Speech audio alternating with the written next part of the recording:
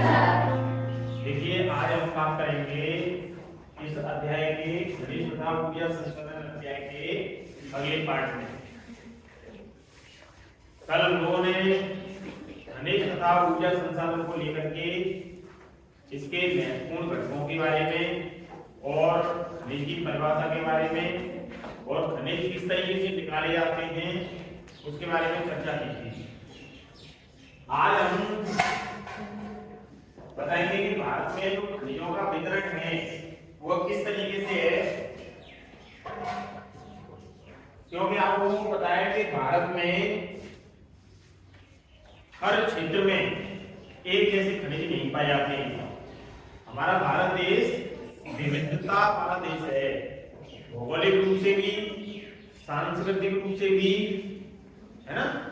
अलग अलग जो है हमारे यहाँ क्षेत्रीय विविधताएं देखने को मिलती है, जलवायु की विविधताएं देखने को मिलती है, सांस्कृतिक भाषा बोली रहन सहन सब में विविधताएं देखने को मिलती है। इसलिए भारत को एक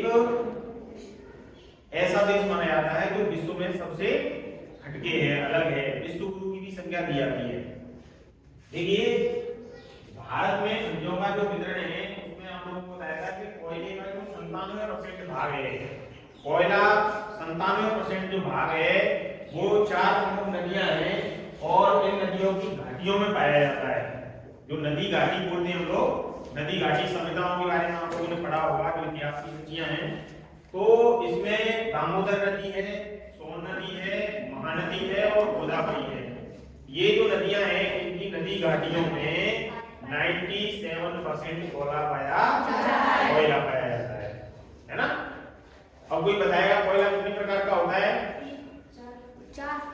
कौन सा?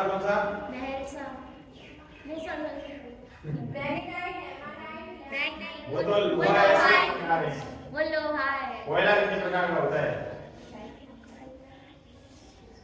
बताइए? एंथ्रासाइट, बिटुमिनस, लिग्नाइट और पीट। एंथ्रासाइट, बिटुमिनस, लिग्नाइट और पीट। सबसे घटिया किस्म का कोयला होता है पीट, है ना।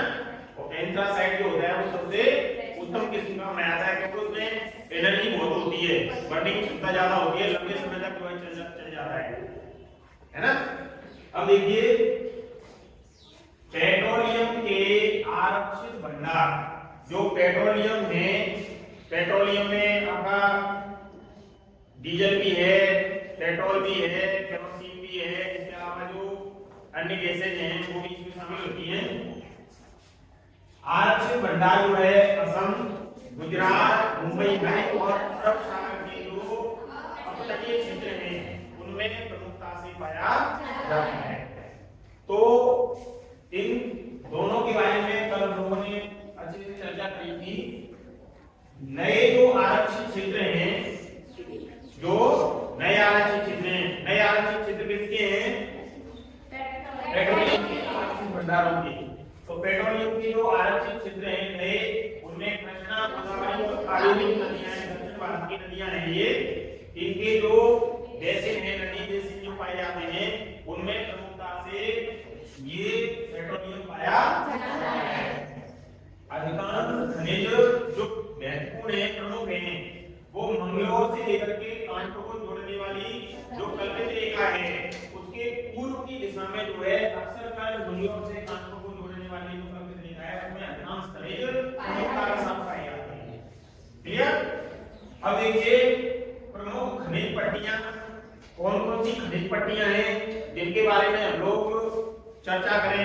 हमारा भारत देश अगर देखा जाए तो पूर्व की ओर 7 राज्य हैं जिनको हम 7 सिस्टर्स बोलते हैं। अरुणाचल प्रदेश, असम, मणिपुर, मिजोरम, मेघालय, नागालैंड और त्रिपुरा। ये 7 बहनों के समूह के नाम से जाने जाने वाले भारत के राज्य हैं। तो इन राज्यों में डिब्रूगढ़, असम एक ऐसे क्षेत्र हैं जहां पर पेट्रोलियम और इसके लिए काफी खनिजों के लिए जो है ये पट्टी जानी जाती है। तो प्रमुख खनिज पट्टियां उत्तरी पूर्वी पठारी प्रदेश, उत्तरी पूर्वी। आप लोगों को अगर प्रश्न आता है कि भारत में खनिजों के वितरण की प्रमुख पट्टियां कौन कौन सी हैं। तो आप लोगों को प्रमुख पट्टियों के बारे में पता होना चाहिए कि प्रमुख पट्टियां कौन कौन सी हैं और इन पट्टियों में प्रमुख रूप से कौन कौन से खनिज जो है बहुतायत में निकाले या उनका उत्खनन किया जाता है। तो उसमें देखिए प्रमुख खनिज पट्टियां हैं, आप लोग आवाज निकाल के सुन लेंगे, है ना। पहला है उत्तरी पूर्वी पठारी प्रदेश। उत्तरी पूर्वी भाग में, यानी मैं आप लोगों को इस तरीके से अगर समझाऊं, देखिए इधर पूर्व है, इधर पश्चिम है, इधर उत्तर है और इधर दक्षिण है। तो ये वाला जो है उत्तरी पूर्वी पठारी भाग जो है, इस उत्तरी पूर्वी पठारी प्रदेश के अंदर प्रमुख खनिज पट्टियां हैं, मतलब इस साइड में। तो उत्तरी पूर्वी जो राज्य है वो आगे से समझिए। इसके बाद है दक्षिणी पश्चिमी। अब देखिए दक्षिणी पश्चिमी यानी ये वाला आ गया, एक बार ये वाला आ गया, एक बार ये वाला। कितना आसान है। अगर आप लोगों को ये चित्र बनाना आता है, आप लोग पूर्व पश्चिम उत्तर दक्षिण 4 दिशाओं का अंकन करना जानते हैं, तो आप लोग समझ सकते हैं। वैसे गुणा में याद रहेगा, एक तो सर ने इधर बताया था, एक इधर बताया था, तो ये तो हो गया उत्तरी पूर्वी, एक हो गया दक्षिणी पश्चिमी, हो गया। तो याद हो गई दो पट्टियां, उत्तरी पूर्वी पठारी प्रदेश, दक्षिणी पश्चिमी पठार। ये लगा दो या पठार लगा दो, एक ही मतलब है ना। इसके बाद में उत्तर पश्चिम प्रदेश। अब उत्तर पश्चिम कौन सा हो गया, ये हो गया। हमें छोड़ना कौन सा है, ये वाला। हमें ये वाला नहीं लेना कि ये 2 3 सब ले लीजिए। आप लोग ऐसे ही कर लेना वाले, ऐसे आप क्या कर लेना, फर्स्ट सेकंड थर्ड और फोर्थ को क्या कर देना, एक पॉइंट खत्म कर देना है। तो ये क्या हो गया, दक्षिणी पश्चिमी, उत्तरी पश्चिमी, उत्तरी पूर्वी। कितनी पट्टियां हो गई, 3। याद हो जाएगी, किसको याद नहीं हुई, सबको याद हो गई। आप आ जाओ इधर, बताओ करके कैसे समझ में आया। आराम से आराम से आराम से। नहीं दक्षिण पूर्वी नहीं, दक्षिणी पश्चिमी। हाँ नहीं उत्तरी पश्चिमी। देखो ये उत्तर और दक्षिण है, तो उत्तर और दक्षिण को लोग प्राथमिकता देते हैं। घड़ी में घड़ी होती है ना पेंडुलम, तो वो इस तरीके से हिला रहता है, यानी ये उत्तर और नीचे दक्षिण। आप लोगों ने चुंबक देखी होगी, तो चुंबक में 2 ध्रुव होते हैं, उत्तरी ध्रुव और दक्षिणी ध्रुव। कौन से ध्रुव होते हैं, उत्तरी ध्रुव और दक्षिणी ध्रुव। तो हम लोग उत्तरी ध्रुव जो होता है तो उत्तर दिशा को प्राथमिकता देते हैं, दक्षिणी ध्रुव है तो दक्षिण को प्राथमिकता देते हैं, पूर्व पश्चिम को इतनी प्राथमिकता नहीं देते। इसीलिए इसको बोलेंगे दक्षिणी पश्चिमी, इसको बोलेंगे उत्तरी पश्चिमी, इसको बोलेंगे उत्तरी पूर्वी, इसको बोलेंगे दक्षिणी पूर्वी। समझ में आया, बताओ। हाँ उत्तरी पूर्वी, ठीक है। तो कितनी पट्टियां हो गई, 3 पट्टियां हो गई। कितनी पट्टियां हो गई, 3 पट्टियां हो गई। आप एक बार दिशाओं का अंकन करना सीख गए, इसका मतलब आधी सी समस्या खत्म हो गई, क्योंकि हमारा भारत देश है वो 4 दिशाओं में ही जो है फैला हुआ है। भारत की जो स्थितियां हैं वो किस तरीके से हैं, कौन से क्षेत्र में हम लोग जो है, देखो कहीं पे सदाबहार वन पाए जाते हैं, कहीं पे अर्ध सदाबहार वन पाए जाते हैं, कहीं पे पतझड़ वन पाए जाते हैं, कहीं पे उष्णकटिबंधीय जलवायु है, कहीं पे उपोष्णकटिबंधीय जलवायु है, कहीं पे शीतोष्णकटिबंधीय जलवायु है ना, कहीं पे आर्द्र जलवायु है। इस तरीके की अलग अलग जो है क्षेत्रीय विविधताएं हमारे भारत देश में देखने को मिलती हैं। अब देखिए आगे बढ़ते हैं हम लोग। 3 पट्टियां हम लोगों के लिए निकल के आई। एक पट्टी थी उत्तर पूर्वी, एक थी दक्षिणी पूर्वी, दक्षिणी पश्चिमी और एक थी उत्तरी पश्चिमी। 3 पट्टियां हो गई। अब देखिए लोह खनिज। लोह खनिज में लोहरस की मात्रा होती है। इसमें देखिए लोहरस में मैग्नीज, क्रोमाइट, 2 खनिज है, मैग्नीज और क्रोमाइट। अलोह खनिज में कितने हैं, बॉक्साइट और ये है। अगर हम अधात्विक खनिजों की बात करें तो जो धातु नहीं होते वो अधातु हैं। अधात्विक में अभ्रक है, ये तो महत्वपूर्ण है। अभ्रक तो महत्वपूर्ण है। इसके अलावा चूना पत्थर है, डोलोमाइट है और चूना पत्थर है। आवाज नहीं करेंगे। इसमें डोलोमाइट और चूना पत्थर जो है दोनों नमक के जो सीमेंट हम लोग जब बनाते हैं तो सीमेंट के लिए कच्चा माल उपलब्ध कराते हैं। सीमेंट जब बनता है तो उसमें कच्चे माल के रूप में चूना पत्थर का प्रयोग होता है और डोलोमाइट का प्रयोग होता है। किसका? डोलोमाइट का और चूना पत्थर का। क्या बनाने के लिए? सीमेंट बनाने के लिए। निम्बाहेड़ा चित्तौड़गढ़ नाम सुना है? कॉटन नागौर, ये बड़े-बड़े केंद्र हैं जहां पर राजस्थान में भी जो है सीमेंट उत्पादन हो रहा है, सीमेंट बनाया जा रहा है। निम्बाहेड़ा चित्तौड़गढ़ वाला तो मैंने खुद ने देखा हुआ है। बड़े व्यापक पैमाने में जो है यहाँ पे बनाया जा रहा है और यहाँ से जो है निर्यात कर रहे हैं दूसरे अन्य जिलों के लिए, राज्यों के लिए, है ना। तो सीमेंट उद्योग के लिए कच्चा माल उपलब्ध कराते हैं कौन-कौन? डोलोमाइट और डोलोमाइट और चूना पत्थर कौन से उसमें आते हैं? अब देखिए पेट्रोलियम के जो अधिकांश निक्षेप हैं, पेट्रोलियम के जो अधिकांश निक्षेप है वो पाए जाते हैं, सबसे ज्यादा पाए जाते हैं गुजरात में। कहां पे पाए जाते हैं? गुजरात में। और नमक के समृद्ध स्रोतों के रूप में अगर किसी क्षेत्र को पहचाना जाता है तो वो हमारा राजस्थान है और दो राज्य हैं जो नमक के समृद्ध स्रोतों के रूप में पहचाने जाते हैं। बड़े व्यापक पैमाने पे यहाँ पे नमक का उत्पादन हो रहा है क्योंकि राजस्थान के कच्छ में, गुजरात के कच्छ, बनासकांठा, साबरकांठा, पंचमहल, दाहोद और कच्छ बनासकांठा है ना, पंचमहल, दाहोद, ये जो जिले हैं वो हमसे लगे हुए हैं और वहां पर जो है आप लोगों को पता है अरब सागर जो है फैला हुआ है, फैला है कि नहीं फैला? अब समुद्र काफी है और पहले तो क्या है कि जो चट्टानें हुआ करती थी, खनिज उत्खनन होता था तो उन चट्टानों से जो है नमक उत्पादन होता था। लेकिन आज समुद्रों से और खारे पानी की झीलों से जो है व्यापक पैमाने पर नमक तैयार किया जा रहा है। बराबर। ऊर्जा संसाधनों के रूप में यदि हम बात करें तो ऊर्जा संसाधनों के रूप में कोयले का उपयोग हो रहा है।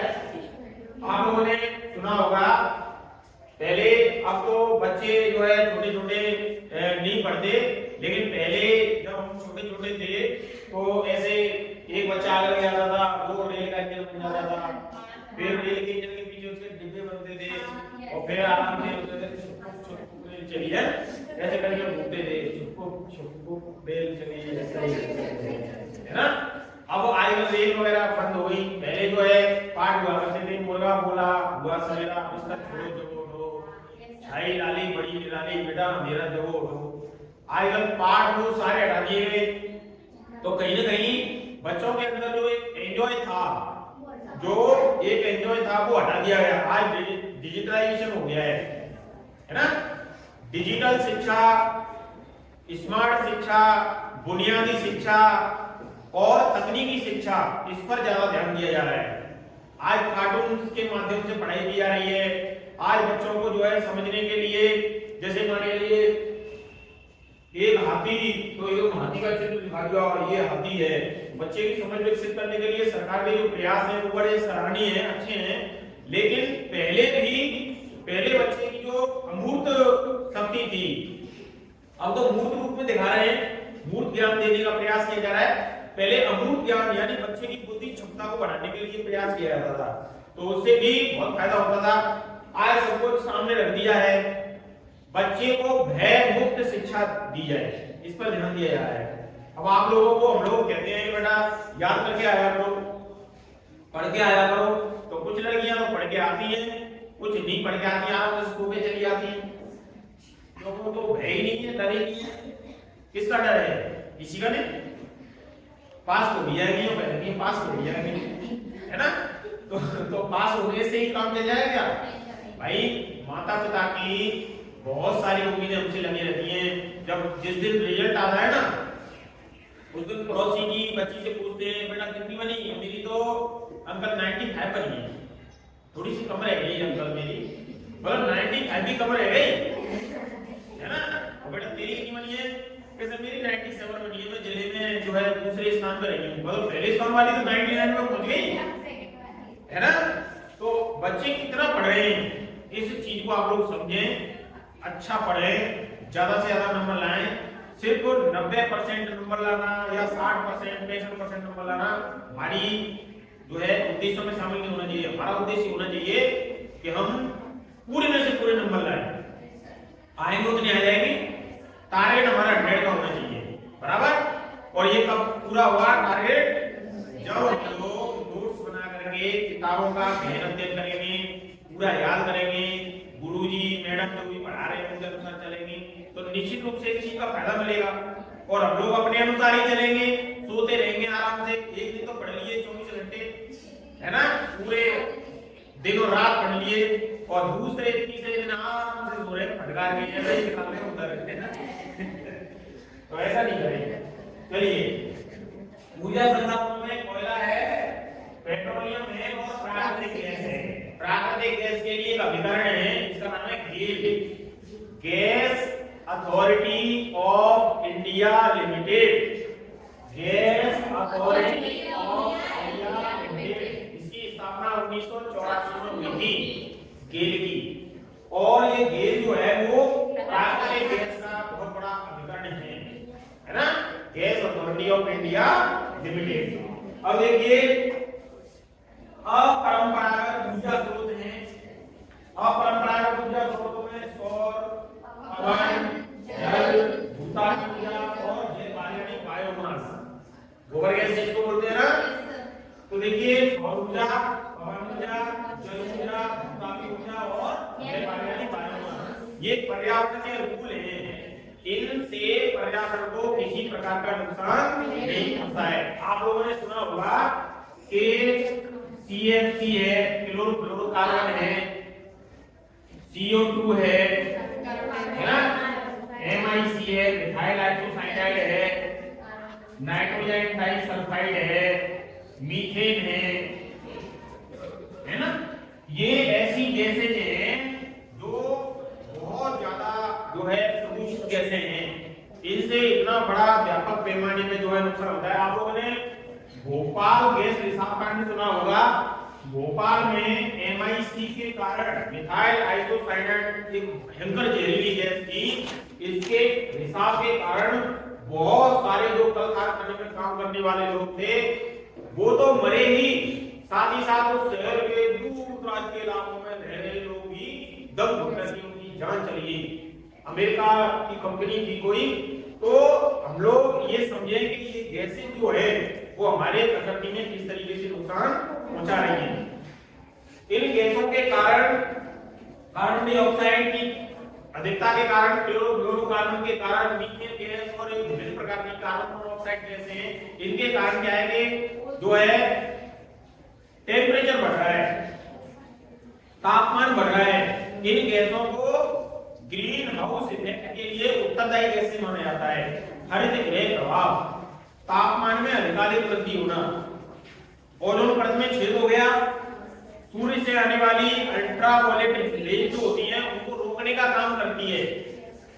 ओजोन परत जो होती है वो उनको रोकने का काम करती है, हमारे ऊपर आ रही बाधाओं को, विपदाओं को रोकने का काम करती है। और उसी में यदि छेद हो जाए तो किरणें सीधी आएंगी, तो पृथ्वी पर वो किरणें सीधी आ रही हैं और अल्ट्रावायलेट हानिकारक पराबैंगनी किरणें अगर सीधी सीधी धरती पे आएंगी तो त्वचा कैंसर, मोतियाबिंद और कई प्रकार की भयंकर जो बीमारियां हैं उनके होने की आशंका है। इसलिए आवश्यकता है कि यदि हमें पर्यावरण को अनुकूल रखना है और पर्यावरण को सुरक्षित रखना है, संरक्षित रखना है, संवर्धित रखना है, तो हमें ज्यादा से ज्यादा वृक्षारोपण करना पड़ेगा। और इस प्रकार की जो जहरीली गैसें हैं इनको कम करने के लिए हमें प्रयास करने पड़ेंगे, लोगों में जागरूकता लानी पड़ेगी, तब जाकर के इस भयावह समस्या का अंत संभव है। और आप लोग देख रहे हैं राष्ट्रीय वन नीति के अनुसार 33% भाग पर वन होनी चाहिए, लेकिन आज 21% के करीब जो है वन है। ये हमारे लिए बहुत ही चिंता का विषय है। तो हम लोगों को पर्यावरण संरक्षण के लिए भी प्रयास करने चाहिए। अपने घरों के आसपास, अपने खेतों पे, सरकारी जो कार्यालय है या कोई पार्क है, वहां पर आप भी एक पेड़ लगाएं, भले अच्छा सा पेड़ लगाएं, लेकिन वो पेड़ ऐसा होना चाहिए कि वो बड़ा हो जाए। आप 100 पेड़ मत लगाइए, कोई नहीं कहता आप लोगों 100 पेड़ लगाओ, 50 पेड़ लगाओ रिकॉर्ड बनाने के लिए, नहीं, एक पेड़ लगाओ लेकिन वो बड़ा हो जाए, पल्लवित हो जाए, तो आप लोगों ने अपने जीवन का सबसे महत्वपूर्ण कार्य कर दिया। कहीं ना कहीं आप लोगों को उसका बेनिफिट मिलेगा। समझ में आई बात? तो पर्यावरण के अनुकूल है ये सारी। इसके अलावा यदि इसके इतर अगर हम किसी प्रकार का जनरेशन कर रहे हैं तो वो प्रकृति को कहीं ना कहीं नुकसान पहुंचा रहा है, और उस नुकसान से बचाने के लिए हमें प्रयास करने की आवश्यकता है। तो देखिए कई प्रकार के जो भारत में ये संसाधन पाए जाते हैं, खनिज संसाधन है। कल मैंने आप लोगों के लिए बताया था लोहा के बारे में। कौन सी लड़की बताएगी? आई थी कल? अच्छा इधर बताओ, इधर आओ। हाँ बताओ, लोहा अयस्क जो है ना, लोहा अयस्क ये कितने प्रकार का होता है? 4 प्रकार का। क्या नाम बताया था मैंने? कौन सी लड़की बताएगी? आ जाओ जल्दी आओ, जल्दी फटाफट।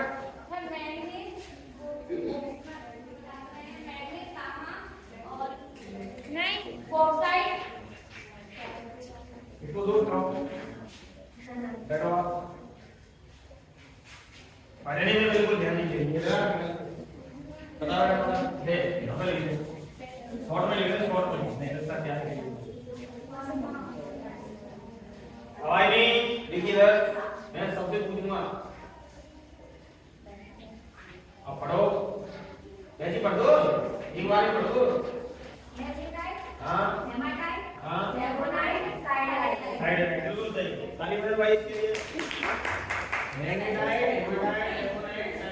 लोहा अयस्क 4 प्रकार का होता है, और आपकी किताब में पेज नंबर 74 दे रखा है ना, इसमें लोहा अयस्क के नीचे दे रखा है। देखिए हमारे देश में इस अयस्क में 2 प्रमुख प्रकार है, हेमाटाइट और मैग्नेटाइट, ये पाए जाते हैं। हमारे देश में कौन से पाए जाते हैं?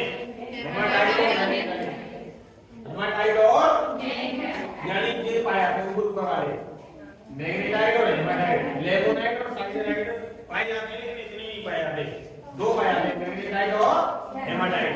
सूत्र कैसे याद रखेंगे? महल का, आराम से, बड़े-बड़े महल होते हैं लोहे के, सरिया लगा करके।